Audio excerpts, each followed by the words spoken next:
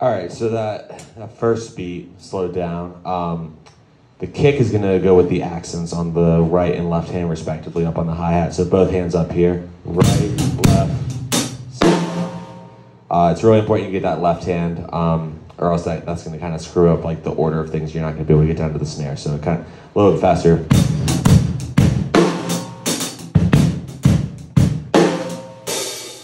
And then on the second time, there's an open hat. The first time through it, there's just a boom.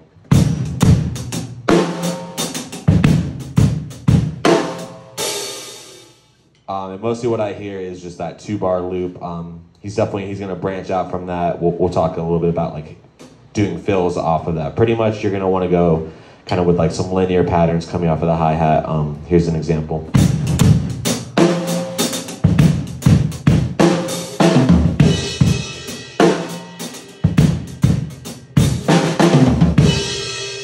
Like something that just keeps the beat going, not to pause and go, but like continuing that. So let's keep moving through. All right, so this next part's pretty just free and floaty. The ride cymbal really shouldn't be that loud. It's just what we call kind of more washy. Like a 2 or 3 out of 10 dynamic wise. And then down here with the snare and the kick, same idea, just open sound, not in your face. Very dynamic on the snare when you go.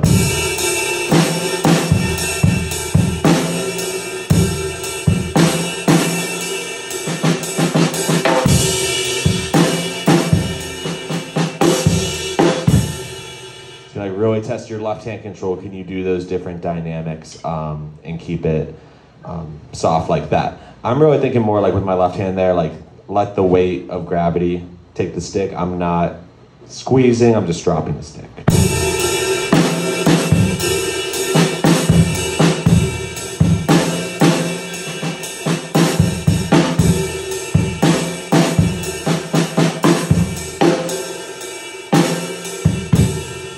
So a really easy way to add the ghost notes that I'm doing, the snare notes, is think of this as the pa-da-da rudiment, right, left, left, and you're just putting it in triplets like that. Okay, again, don't let the dynamics get out of hand. We're not doing the normal accent at the beginning of a pa-da-da. Because again, that would just make the ride cymbal overbearing. Just nice and easy.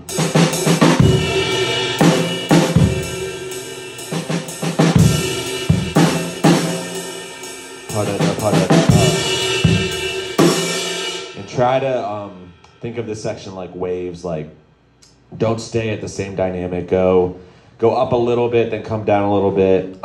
Make it feel kind of human and expressive, because you'll hear the guitars and the bass and everything else. Obviously, the vocals do the same thing there too. Let's go over the build going into the chorus. We're gonna do like kind of an open sloshy hat. Now the fill that comes after this, and I believe this is on both builds, you can do a slightly different fill if you want, but what he's drawing from is this pattern. So this is kind of a little bit of a polyrhythm between the feet and hands. Your right hand's gonna keep doing 8th notes. It's a 3/2.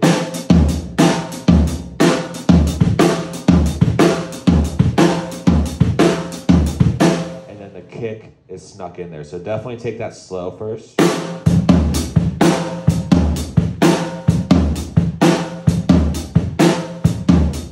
Take note of like those left-hand notes, they are not hitting with any of the hi-hat notes, that they're in between.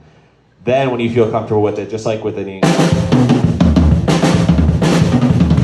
of those, start speeding it up and it actually becomes applicable in this case. Okay, around the speed of the song and how he moves it around is a lot of crashes.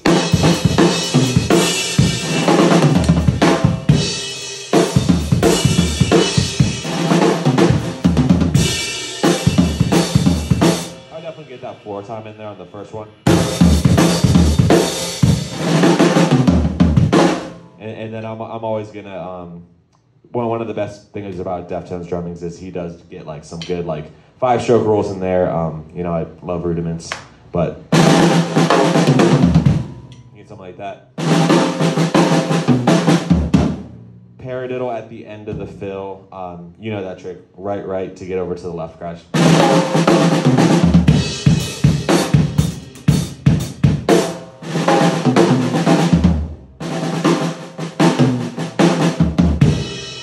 Kind of look like that. So experiment with that. The diddles don't need to be perfect, but that's like a perfect spot to put a 5-stroke roll. So let's keep going. The chorus beat is almost like the verse beat. Hats are slightly open, both hands still up here. The kick is slightly busier, so listen for that. It's gonna be like boom, boom, boom, boom, boom, boom. That the double in there is pretty sneaky. I'm gonna pull the floor tom back so you can see more the kick drum. I'll just not use that. So it's kind of something like this.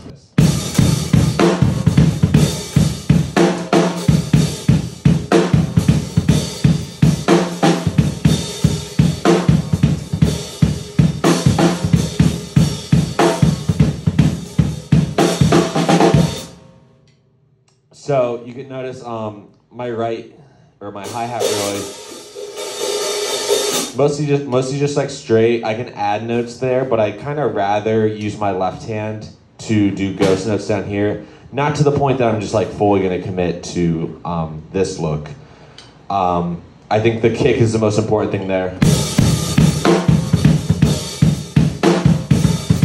Instead of like trying to chase those notes on the hi-hat, I'm just gonna kind of keep it straight there when it does da-da-da-da.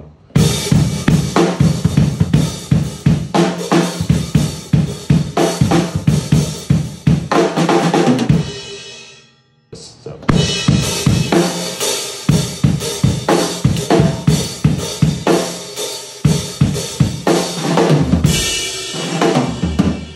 Probably the easiest right there. I'm a big fan of kind of keeping the snare in play and using the floor tom as like a second kick. You get a lot of good patterns out of that. And again, I'm just like kind of adding that 5-stroke roll and then doing some kind of accent pattern that I think is hip. Mostly alternate sticking, unless if I get to the floor tom and I want to do a double to get over to the crash, you know, there's things like that. But here's just a couple examples. I'm going to keep the snare in play with my left hand and show you a couple of fills you can do.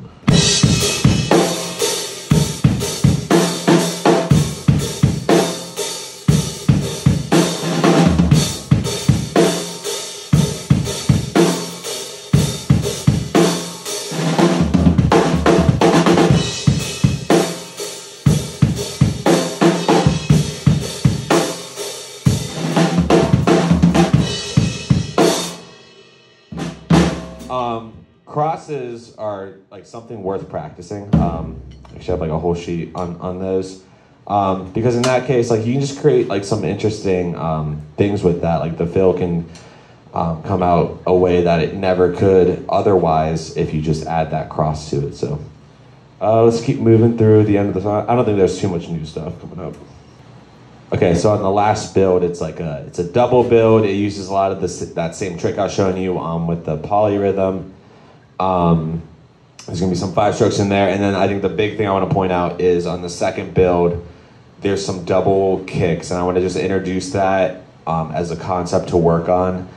Getting actually a dribble kick like a double like this is gonna require a slide approach, and it is pretty difficult to master, but a way to just practice it.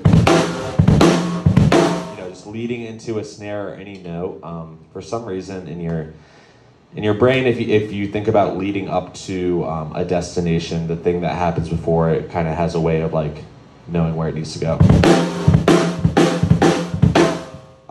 Hopefully you can see that. You can kind of see how my foot is sliding forward. Again, just unfortunately you can't super slow this step. Like you can slow it down, but that doesn't help because it's going to have to get faster. The things that can help with this is just general like calf strengthening. So really by the more you do it, it will get better. But on the second time,